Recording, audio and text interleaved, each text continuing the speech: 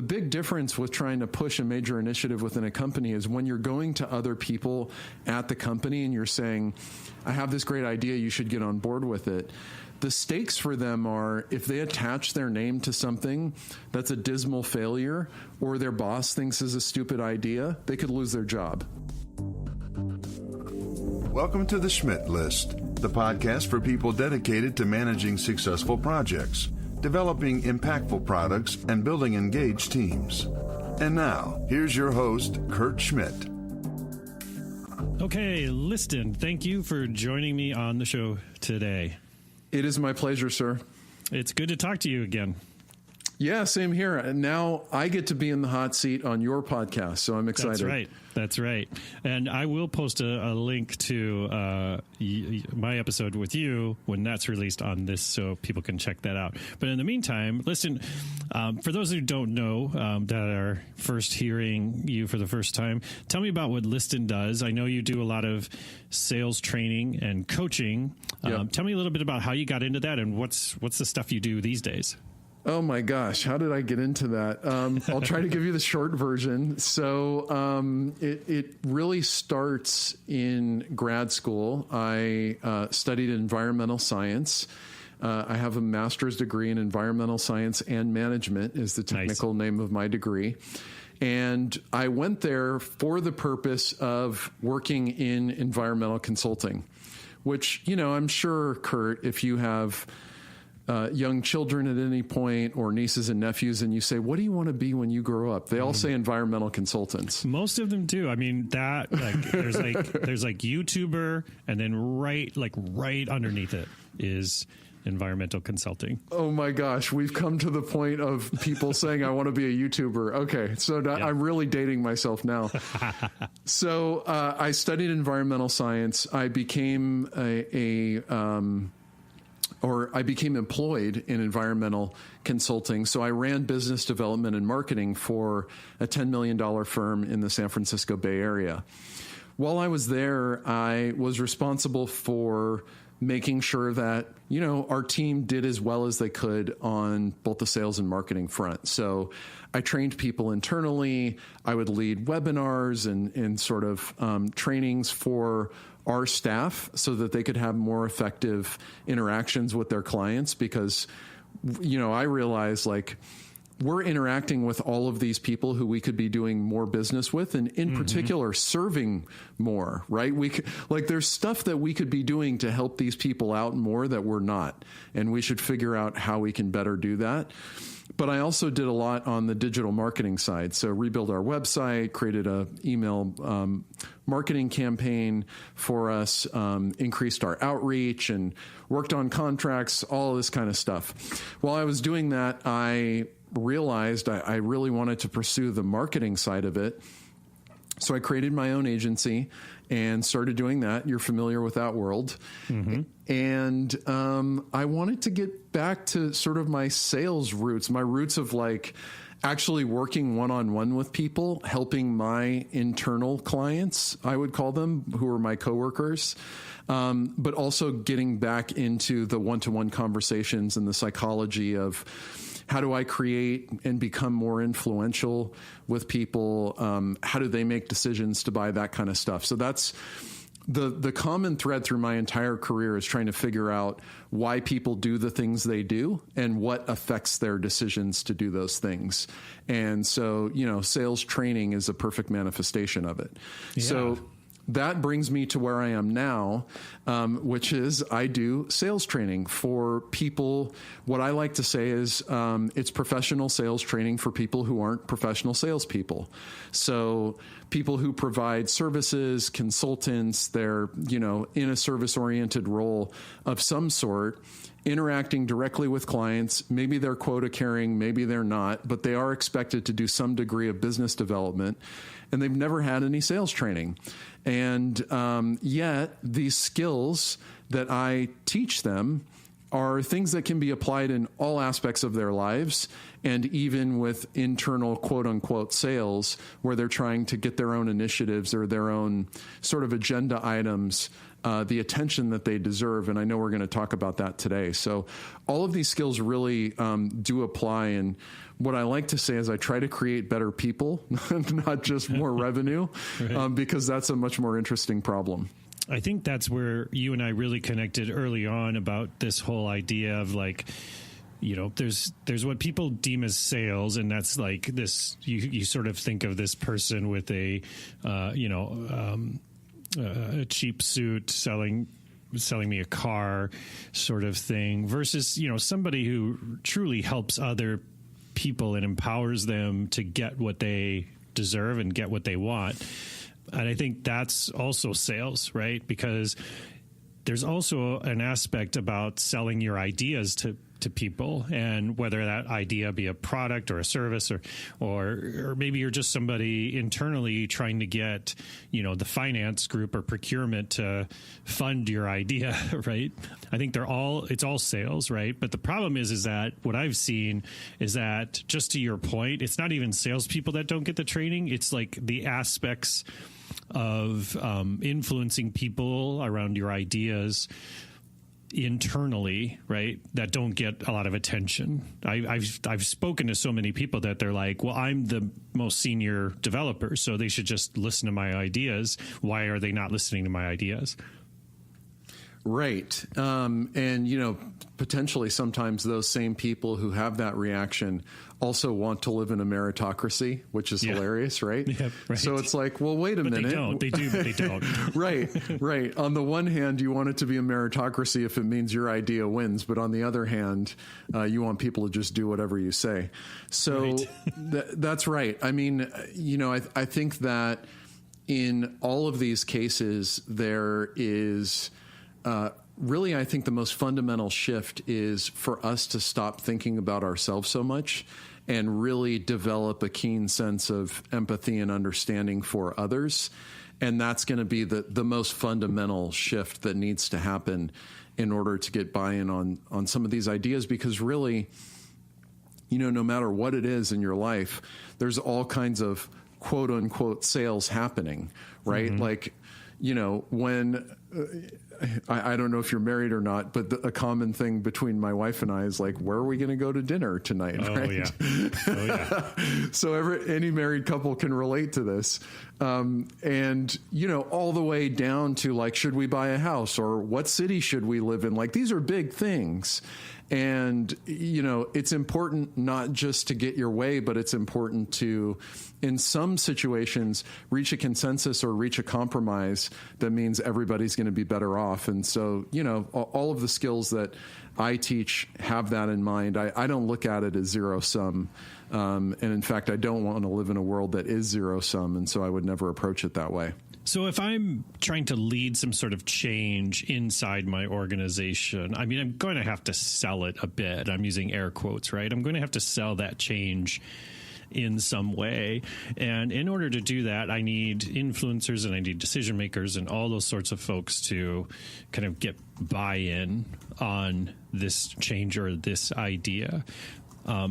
If you're trying to lead some sort of change, Liston, I mean, where's a great place to start? Is it in your plan, in your message? Like, what should I focus on first when I'm trying to sort of sell that change to the people around me? So I think the first thing I would want to understand is who's involved, right? So you mentioned influencers and decision makers, and there can be very big differences between them. So I want to know who would be involved in this decision, or how would the process work? So if it were, let's say, some new company initiative, I would really want to understand which departments does this affect, and therefore who would be in charge of making these decisions and what would be the downstream effects. So people below them would also be affected.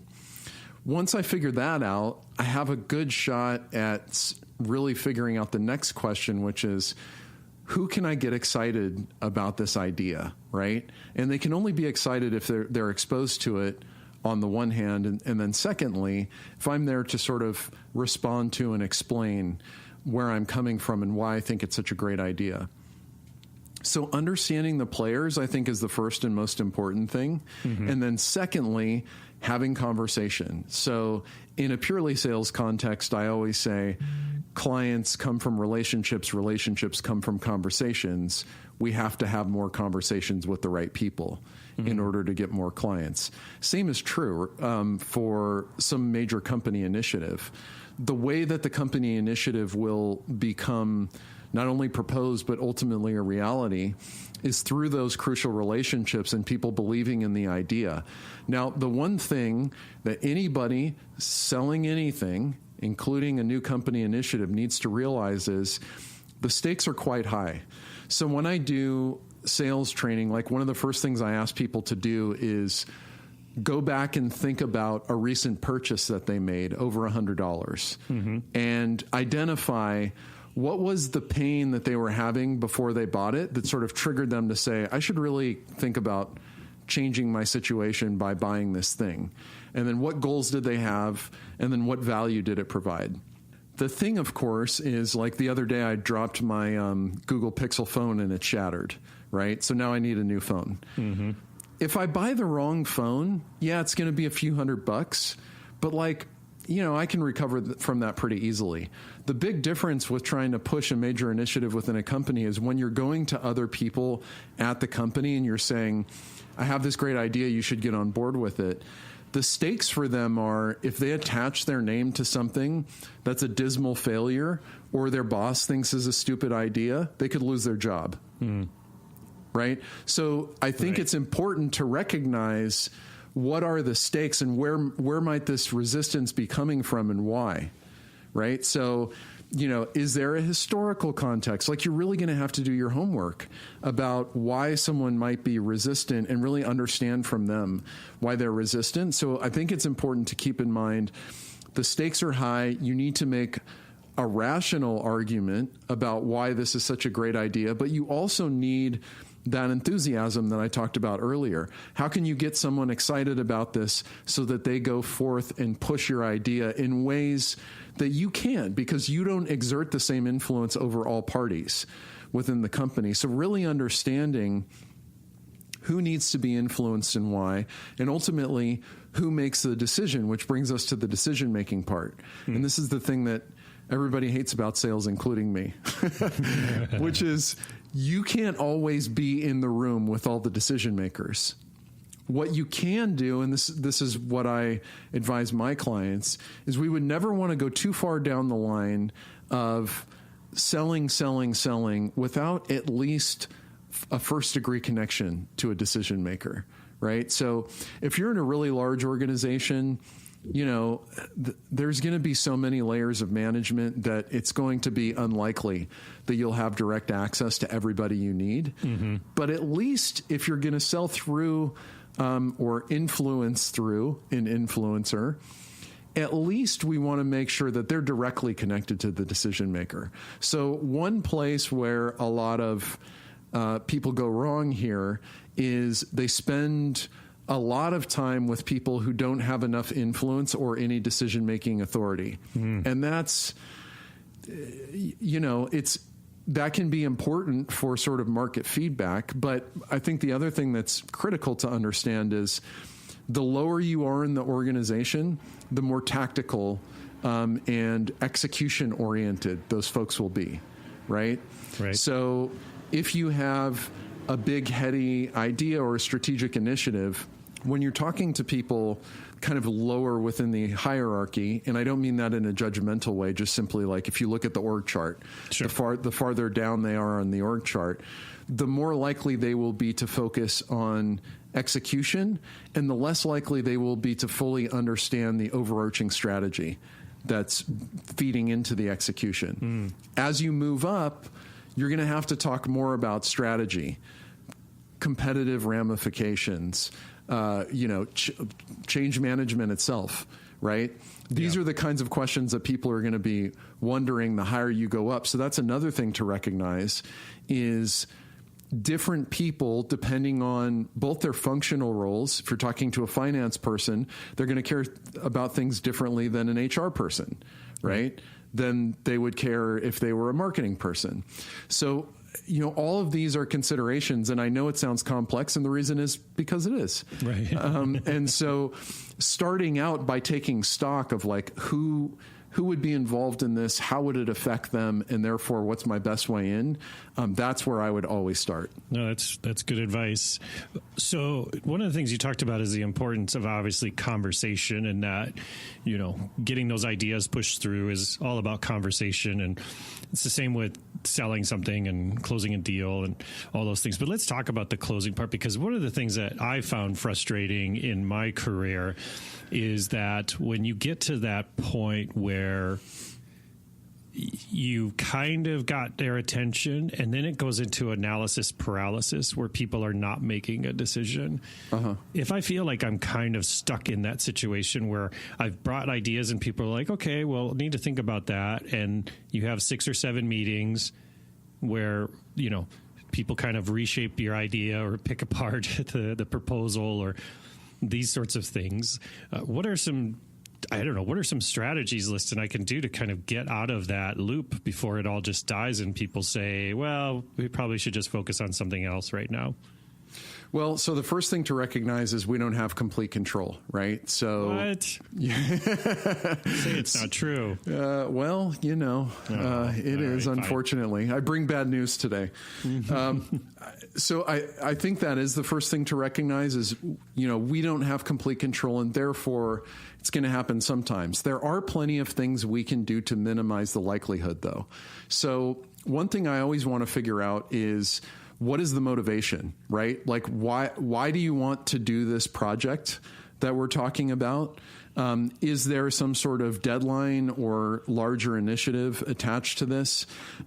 Is there, a campaign in your case that it's tied to? Is there a strategic launch of a new product or service? Like those kinds of things. I want to figure out what's the motivation, and therefore, if there's a deadline associated with doing this, then I know not only do we have a problem, but we have a deadline to work against, which is really helpful, right? For everybody, because we know when a decision needs to be made. That's number one. If you're able to get a deadline, I would also want to figure out, okay, let's work backwards from that. You say this new initiative is going to be launched 6 months from now. Okay, in order to actually have everything in place for the launch, what needs to be done?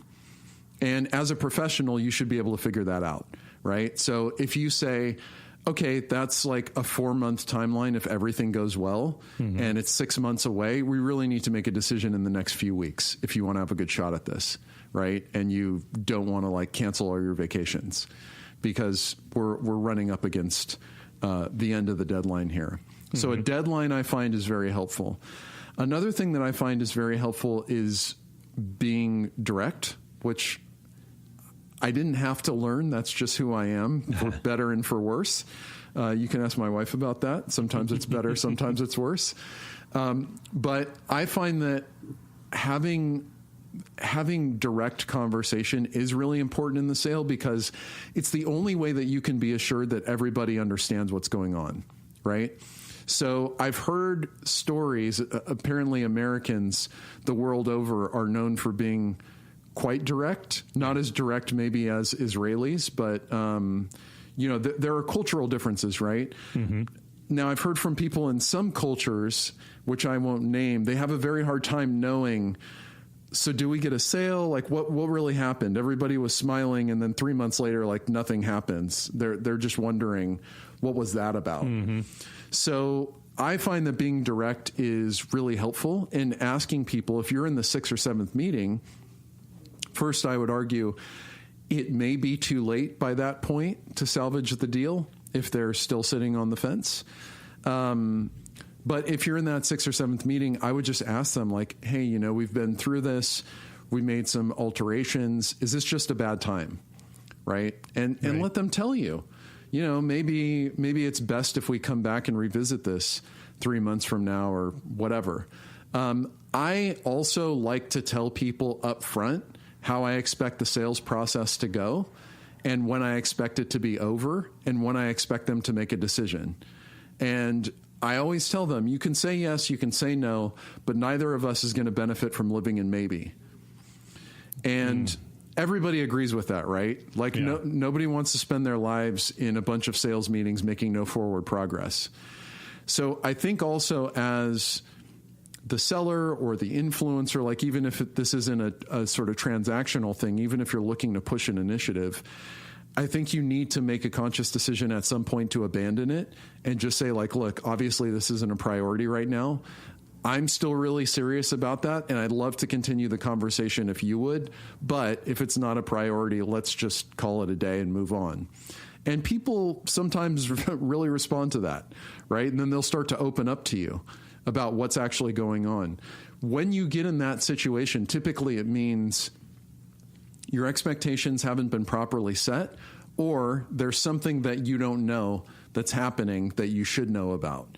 And so that's really what I'm trying to figure out. I think one of the best tools that you can have is to tell people really early on in the process, because you were asking, what if you get into that 6th or 7th meeting and there's still no traction? And it doesn't, not only do you not have a deal, but it doesn't look like we're moving forward anymore. So let me give you a counterexample, right? Let's say you're in meeting number 6 or number 7, but you've had several rounds of revisions on the proposal. They've talked to their managers. It's been escalated up to all of the people who can make the financial decision. Like all of that stuff, that's good stuff, right? But if you're still talking to the same person about the same thing and tearing it down for the 3rd time, now we got a major problem, right? So to me, those are qualitatively different scenarios. But if you're in that latter scenario, I would just basically tell the person like, you know, we need to move forward with this. I feel like I'm wasting your time. And what I need to know from you by the end of today is what your intentions are and what we would need to do in order to move forward with this, or just call it a day. And I think it's okay to say that, right? Because you're putting in time too. Right. The last thing I want to say, just to make this much more complicated, is the larger your deals are, the larger the stakes, right? So I talked about stakes already. The stakes in a lot of cases is someone gets fired. And I know what you guys do, Kurt, in your business, the stakes are really high for anybody who buys from you. Not only the chance of getting fired, but also the opportunity cost of going with Foundry versus a competitor. Like, I don't know how competitive your situations are, but there's an opportunity cost to going with you if it's the wrong decision, and that's on their mind too. We're going to lose 3 months, we're going to lose 6 months, and we could have deployed that money and that time in different ways. And so I do think the larger your deals and the larger the prospective lifetime value of your client, I would encourage you to be more patient and less, tend to pressure much less. Like, I think a tiny bit of pressure is okay. I don't like high pressure situations, and I especially don't like it when people put me in them. And in fact, I guarantee that I'll always say no if someone puts me in a high pressure situation, right? Because it seems desperate. And also it makes me feel like they don't really have my best interest in mind. Yeah. So that's the last thing I would say is, if you see movement, if you see a long-term fit, if you see a lot of possibility, it's okay to say, let's just take a couple beats here. Let's wait a month or two, pick this back up when you have more time, if that's the case. Right. And, we can talk about it later. We'll still be here. Yeah, right. Well, I like what you said about the walking in and setting kind of the expectations up front, right? Is that I'm going to present this thing, I'm going to give you some time to deliberate, and by here is when I want to move forward. And if by then you don't want to move forward, then we don't move forward. Instead of kind of walking in with this sort of open-ended sort of thing of like, here's this idea, take a look at it, right? Yeah, and let me give you a final thing that's really important. So I would recommend always starting a meeting with an agenda. Here's what we're going to talk about today, and here's my goal for this meeting. And by the end of the meeting, I expect us to know this. And then at the end of the meeting, always setting a next step. So if you deliver a proposal, this is what a lot of people do. They deliver a proposal and they go, okay, well, thanks for your time, and let me know what you think. And that is the absolute worst way to end it, right? Yep. So if the person says, okay, we're going to need some time to think about this, I would always say, okay, cool. When do you think you'll know? When will you have made a decision? And if they leave it totally open-ended, that's a bad sign, right? Because they're feeling no urgency and it's not a burning problem. But often they'll say, well, within a week or so. And I'll always say, great, will I hear from you then? And sometimes they'll say yes. Sometimes they'll say, well, around then. And then I'll just say, okay, well, I'll email you or call you if I don't hear from you first. So expect to hear from me in a week at the latest, right? But now we know how we're going to move forward in this. Right. And I think that that's critical to always be setting those next steps, because if you don't have them, you're not making any progress. Yeah. And I think, from a sales perspective, but also an agent of change perspective, that is very valuable, because any meeting you go into without an agenda, everybody just brings their own agenda with them. And so don't be surprised if you leave that meeting and nothing gets done or has happened, especially if it's your meeting, right? People will just create their own agenda if there is none, right? Well, and also there's just, if you're trying to lead an initiative, you're trying to be a change agent, and you show up with no agenda, that doesn't mean you're a dictator if you have an agenda, by the way. Right. It just means you're guiding the process. But if you show up without an agenda, you're not guiding the process. De facto, someone will. It might be you. It might not be you. And if this is your thing, you really need to take it upon yourself and be responsible for whatever that agenda needs to be, and outline a vision for how we're going to move this thing forward. Mm-hmm. So one of your recent episodes, and I love your podcast, by the way, one of your recent episodes was talking about selling through influencers. And I just wanted to touch on this one because I really like this, because I think there is ways that this translates to not only, selling a service or a product to somebody, but also selling your ideas, selling yourself a bit, and finding the right people you need to be talking to in order to make the impact that you want to make. So talk me through a little bit about what you talked about on the show about how do you first identify who's an influencer in an organization. And I mean, obviously a decision maker, you could just tack on any C-suite name, right? And most likely they're a decision maker. But how do you find those influencers that are so valuable? That's a tough question, right? So I would say in a sales perspective, often what we're doing is we're reacting to people who reach out to us, or we're prospecting into an account and we're hoping to land on a decision maker. And if we have an influencer, it's going to be a slightly different strategy. In order to identify the people who are influencers, I think the first thing that I would try to figure out is whose voice is heard even when they don't have the authority to actually make the decision. And that is usually fairly obvious within a company setting, right? Like, who's the vocal person in the meeting who people listen to when they speak, right? That seems pretty easy to figure out. Now, if you're in a giant company and you're trying to figure out who's the influencer in a different department, I think an easy thing to do is just ask around.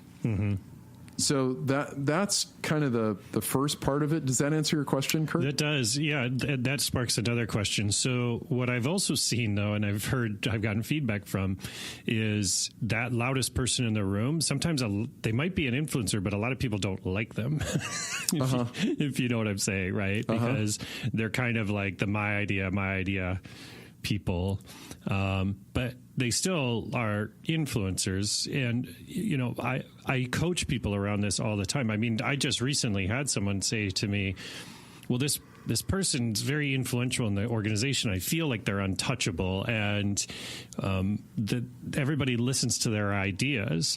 And I'm like, yeah. What's the problem? Well, I feel like nobody's listening to my ideas.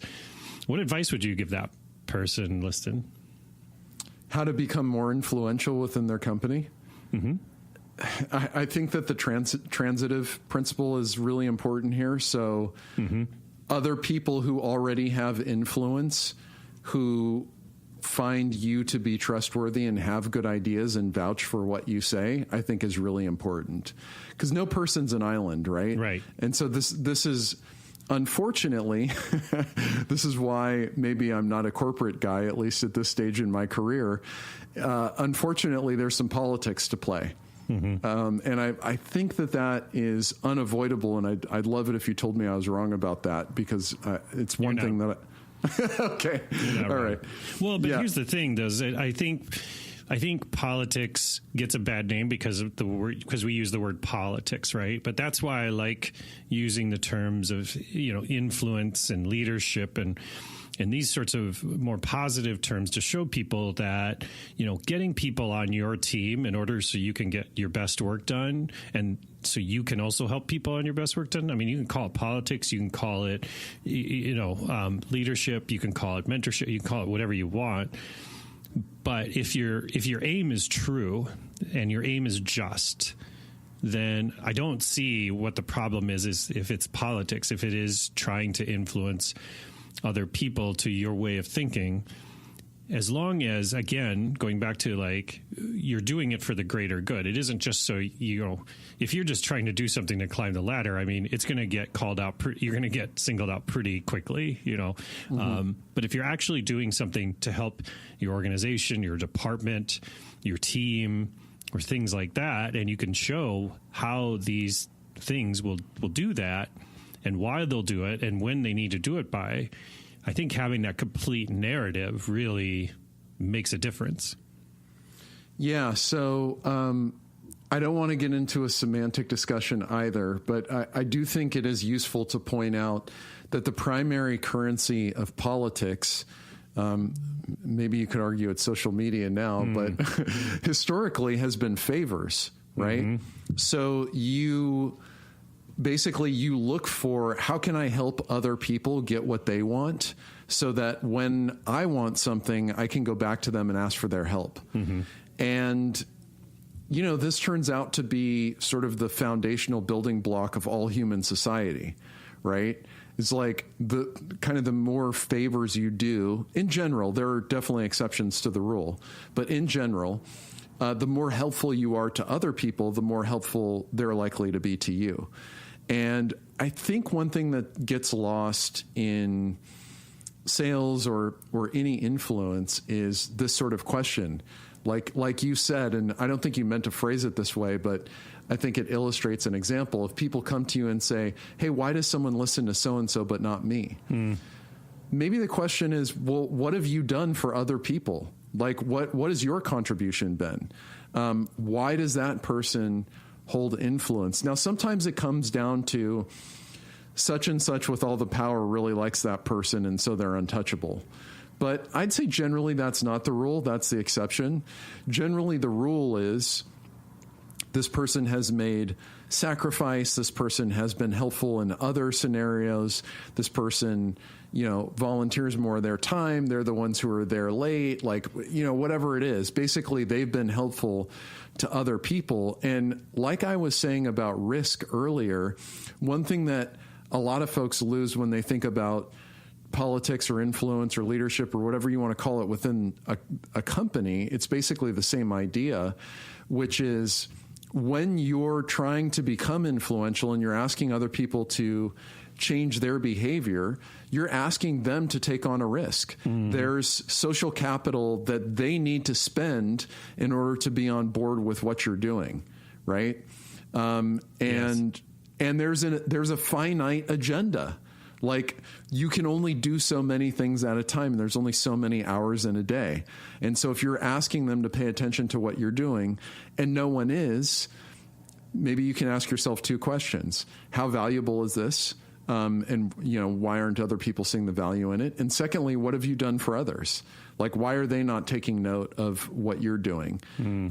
So that's what I would say is really sort of looking outside of yourself. And I think that's the first and most important question. What can you do for other people in order to help them? And then when you want their help, it'll be much easier.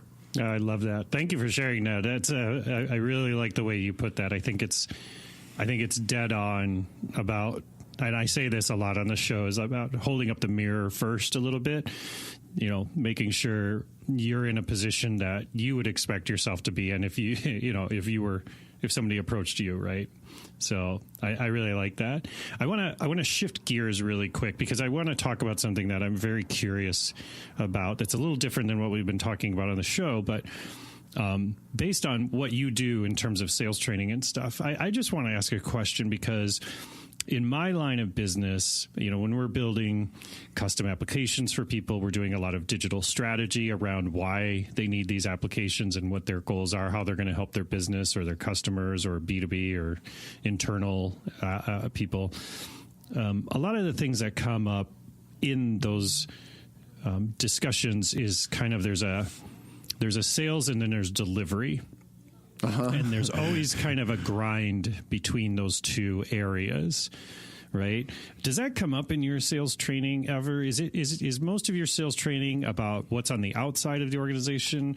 But I best believe that you hear some gripes from sales folks about their issues with either the product team or the delivery side of things. What are some common issues that you've seen in your experience? Sure. So I work with a lot of teams that do both selling and delivery. So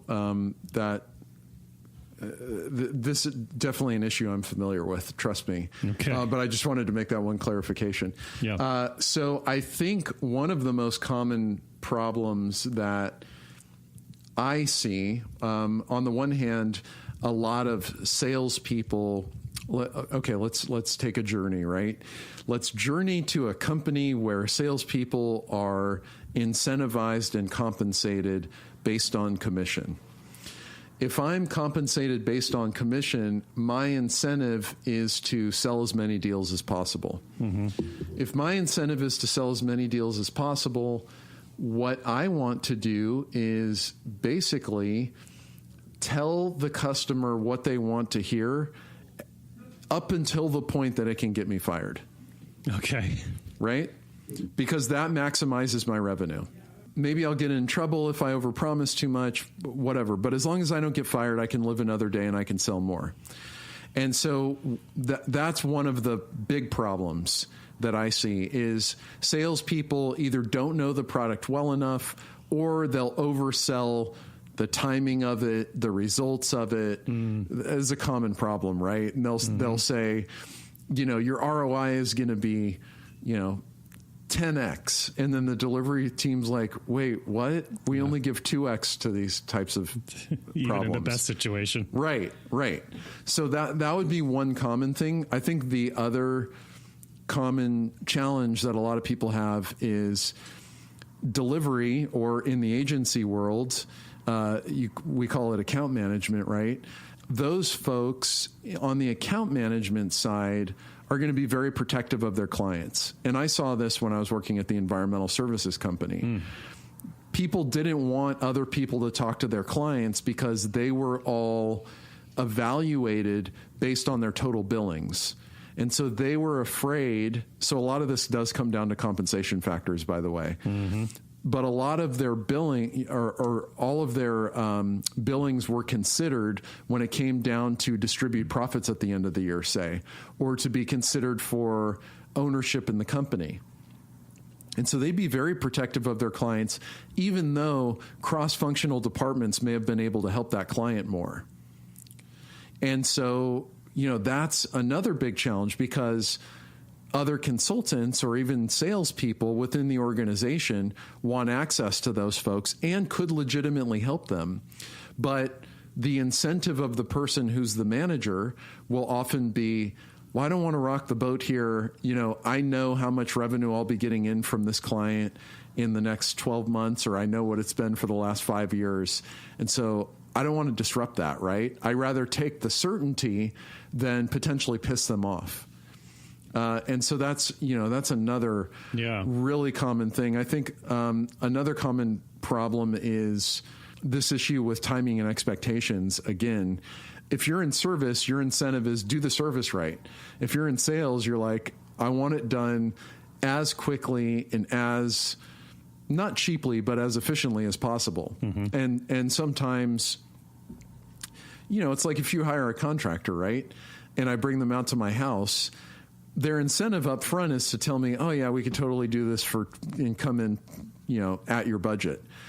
And then once they start ripping the walls out, they know, well, geez, I didn't know that there was a pipe there, or I didn't know you had a decommissioned chimney running through the middle of your house, or I didn't know that beam was bearing a structural load.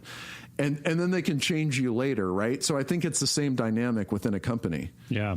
Well, it's funny you say that, because I've lived everything you've just said, and I've had those conversations, especially where I think there's a hidden time bomb for some organizations because of that, because you do have these commission sales folks that are selling this client on the dream, and then you have delivery and production and product, all trying to deliver best in class work. But somewhere in the middle, like I've heard clients say this about other organizations, like I felt like I was dealing with two separate companies. Yeah, totally. Yeah, I think that's really common. Mm-hmm. For me, I think it goes back to what you were saying, is I've had leaders in other organizations ask me like, I'm not, the clients are coming through, the work isn't coming through as correctly. Why is that? And a lot of times it's looking at how these people are compensated, because that's how you're going to drive the behaviors you're looking for, right? So if I'm that fully commissioned person, like that behavior that you explained, is perfectly fine. What else would you expect from that? Well, it's completely rational from their point of view. Exactly. You're exactly right. Like there's no other rational way to behave in that situation. No. But if, again, I've seen leadership look at that sort of thing, even though they put it in place, and go, gosh, why aren't they more empathetic with the delivery side of the house? And it's like, well, you kind of done that to yourself. That's a real problem. So let me just end here on one final question. Let's say I'm not a salesperson, but I want to work better with sales, and maybe there has been sort of a rift, and I want to build a better relationship.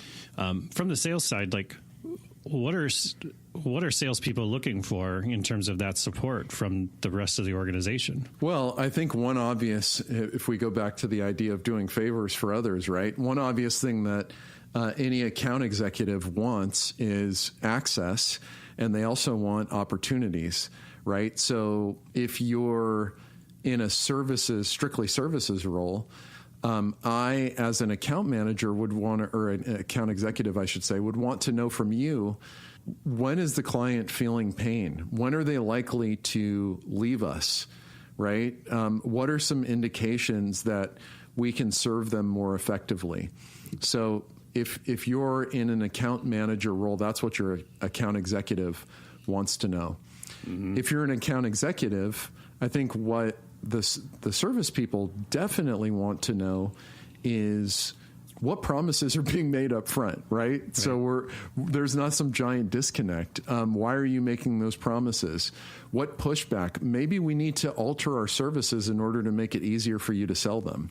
Maybe there's a market disruption happening that we're not aware of, and that's what's causing it to be so difficult to sell clients like this.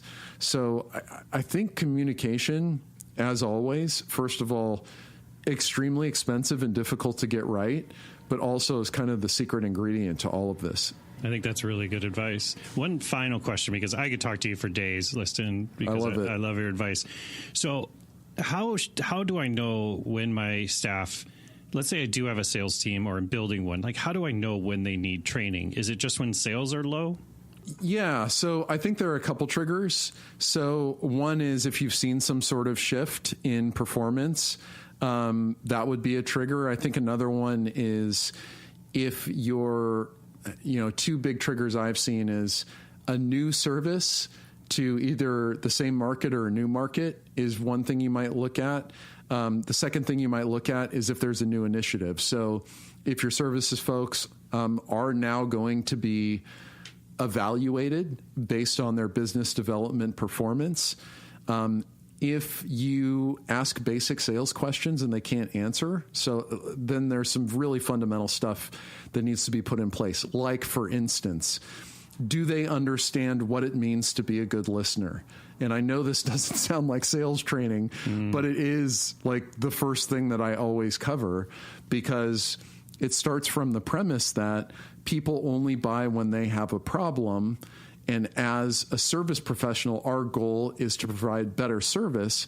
But the catch is not everybody knows exactly when they have a problem. And so we have to be good at asking questions and listening. And if your team has a problem with this, that would be a great signal that sales training could be a fit for you. I think just to make that really actionable, if you're the owner of a company or if you run a team, and you remember the days when you were generating a lot of opportunities based on a similar interface with your clients, and people on your team aren't generating those kinds of opportunities, that is a very strong signal that something is wrong and that training could be a fit. What I don't hear you saying, though, is shouldn't I just install Salesforce and make everybody use it and it makes everybody better? Because that's what I've seen in other organizations where they've said the salespeople are not getting us what we need. Let's get Salesforce or some sort of system in place, and that'll fix it, right? Yeah. So I have a lot to say about that, but I know you're trying to wrap up. So let me try to make it fast. Another podcast. Let me try to make it fast. If you do that, everybody's going to hate you and they're not going to want to use the system, because they know the only reason you're bringing Salesforce in is not to make their lives easier or to help them make more money or to help them be better at their jobs. They know the only reason you're bringing it in is to have a big brother or a policeman watching every move that they make so that you can grade them. So why in the world would they use it? That's been basically every Salesforce implementation I've ever been through or been privy to. That's the situation. But that's not how Salesforce sells it, though, Liston. They don't sell it that way. It's weird. I don't know how they got so big. Salesforce is just a tool, my friend. It's about the strategy behind it, and it's about how you're going to work with people. So if you bring in Salesforce with an explanation about how it's going to be used, and you also have a culture where it's okay to make mistakes and talk about those mistakes openly, then I think it's a great thing. But if you're bringing it in just to prove that you have a bunch of underperformers, just fire them instead. That's good. Also good advice. All right. So speaking of making people better performers, Liston, where's the best place to find you and learn more about the work that you do? Where can I find the podcast? Where are you most active? So the best thing to do is listen to my podcast. Since you're already obviously a podcast fan, you're listening to this. Just head over to my website, liston.io/podcast, or go to any podcatcher of your choice. It's called Modern Sales. Just how it sounds, no funky spellings. And if you wanted to get in touch with me, you can just email me directly. It's my name, Liston, Liston, at liston.io. Got it. So Liston at liston.io. Liston, thank you so much for taking the time to join me today. I know you're a busy guy, but I really appreciate the insights you have. And I feel like not only did I learn a lot of this podcast, but I'm going to continue to use you as a source of information, because the podcast you do is great. I've learned a lot from it, and I wish you all the best with it. So thank you for taking the time. It was my pleasure. Thanks so much for having me. Thank you for listening to The Schmidt List. If you want to learn more about how Foundry accelerates innovation, check out foundrymakes.com. And if you'd like me to speak about establishing a growth mindset at your conference or with your team, drop me a note at kurt@foundrymakes.com. Oh, and the next time you're on the internet, head to iTunes and leave the show a review. If you enjoyed this episode, please share it with a friend, because sharing is caring. I truly appreciate you taking the time to listen to the show, and I hope you have a fantastic week.